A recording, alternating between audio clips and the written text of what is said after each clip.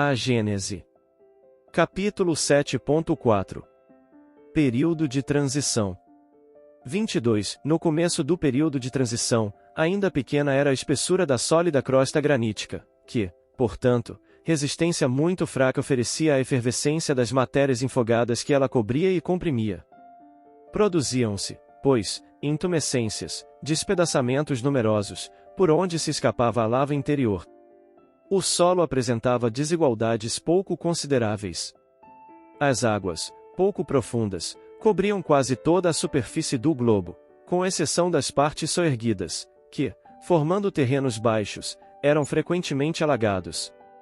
O ar gradativamente se purgara das matérias mais pesadas, temporariamente em estado gasoso, as quais, condensando-se por efeito do resfriamento, se haviam precipitado na superfície do solo, sendo depois arrastadas e dissolvidas pelas águas. Quando se fala de resfriamento naquela época, deve-se entender essa palavra em sentido relativo, isto é, em relação ao estado primitivo, porquanto a temperatura ainda havia de ser ardente. Os espessos vapores aquosos que se elevavam de todos os lados da imensa superfície líquida, recaíam em chuvas copiosas e quentes, que obscureciam o ar. Entretanto, os raios do sol começavam a aparecer, através dessa atmosfera brumosa. Uma das últimas substâncias de que o ar teve de expurgar-se, por ser gasoso seu estado natural, foi o ácido carbônico, então um dos seus componentes. 23. Por essa época, entraram a formar-se as camadas de terrenos de sedimento, depositadas pelas águas carregadas de limo e de matérias diversas, apropriadas à vida orgânica. Surgem aí os primeiros seres vivos do reino vegetal e do reino animal. Deles se encontram vestígios, a princípio em número reduzido, porém, depois, cada vez mais frequentes, à medida que se vai passando as camadas mais elevadas dessa formação. É digno de nota que por toda parte a vida se manifesta, logo que lhe são propícias as condições, nascendo cada espécie desde que se realizam as condições próprias à sua existência. 24. Os primeiros seres orgânicos que apareceram na Terra foram os vegetais de organização menos complicada, designados em botânica sob os nomes de criptógamos, acotiledonels, monocotiledôneos, isto é, líquens, cogumelos, musgos, fetos e plantas herbáceas. Absolutamente, ainda se não vêem árvores de tronco lenhoso, mas, apenas, as do gênero palmeira, cuja haste esponjosa é análoga à das ervas. Os animais desse período, que apareceram em seguida aos primeiros vegetais, eram exclusivamente marinhos, primeiramente, polipeiros, radiários, zoófitos, animais cuja organização simples, por assim dizer, rudimentar, se aproxima, no máximo grau, da dos vegetais. Mais tarde, aparecem crustáceos e peixes de espécies que já não existem. 25. Sob o império do calor e da umidade e em virtude do excesso de ácido carbônico espalhado no ar, gás impróprio à respiração dos animais terrestres, mais necessário às plantas, os terrenos expostos se cobriram rapidamente de uma vegetação pujante, ao mesmo tempo que as plantas aquáticas se multiplicavam no seio dos pântanos. Plantas que, nos dias atuais, são simples ervas de alguns centímetros, atingiam altura e grossura prodigiosas. Assim é que havia florestas de fetos arborescentes de 8 a 10 metros de altura e de proporcional grossura. Licopódios, marroio, gênero de musgo, do mesmo porte, cavalinhas, de 4 a 5 metros, que a altura não passa hoje de 1 metro, e uma infinidade de espécies que não mais existem.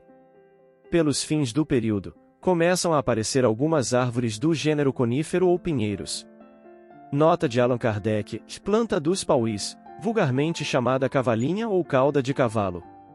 26. Em consequência do deslocamento das águas, os terrenos que produziam essas massas de vegetais foram submergidos, cobertos de novos sedimentos terrosos, enquanto os que se achavam emersos se adornavam, a seu turno, de vegetação semelhante. Houve assim muitas gerações de vegetais alternativamente aniquiladas e renovadas.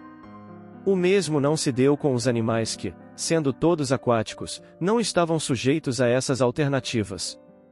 Acumulados durante longa série de séculos, esses destroços formaram camadas de grande espessura.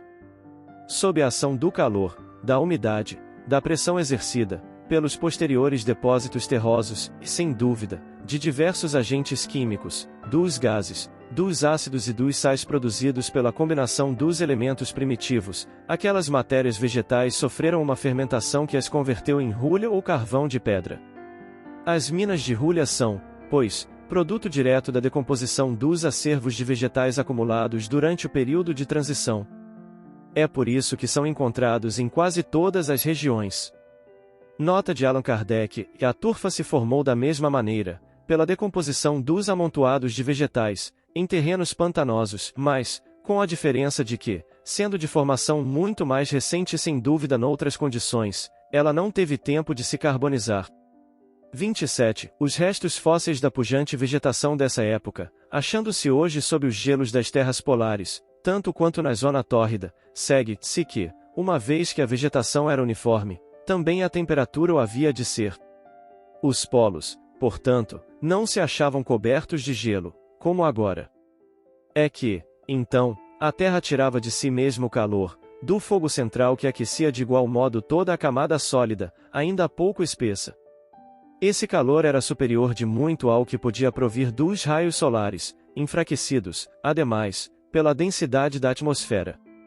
Só mais tarde, quando a ação do calor central se tornou muito fraca ou nula sobre a superfície exterior do globo, a do Sol passou a preponderar e as regiões polares, que apenas recebiam raios oblíquos, portadores de pequena quantidade de calor, se cobriram de gelo.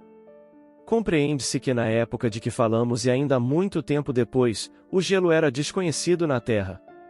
Deve ter sido muito longo esse período, a julgar pelo número e pela espessura das camadas de rulha. Nota de Allan Kardec, que na Baía de Fundy, Nova Escócia, o Sr. Lyell, Charles Lyell, de 1797 a 1875, geólogo britânico encontrou, numa camada de rulha de espessura de 400 metros, 68 níveis diferentes, apresentando traços evidentes de muitos solos de florestas, de cujas árvores os troncos ainda estavam guarnecidos de suas raízes. L. Figuier.